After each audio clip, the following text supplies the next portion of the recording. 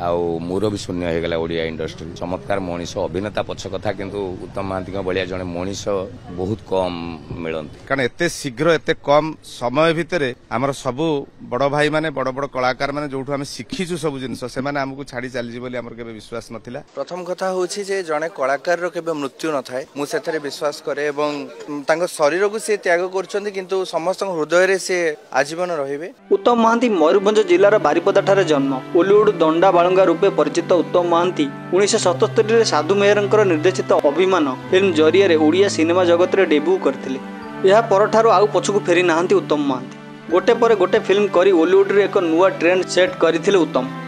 वर्तमान जाए 135 रु अधिक फिल्म रे अभिनय करि सारचंती उत्तम जेउथरे तांकर निखुण अभिनय पय सबुबेले दर्शकंकर हृदय स्वतंत्र स्थान सृष्टि करिसंती।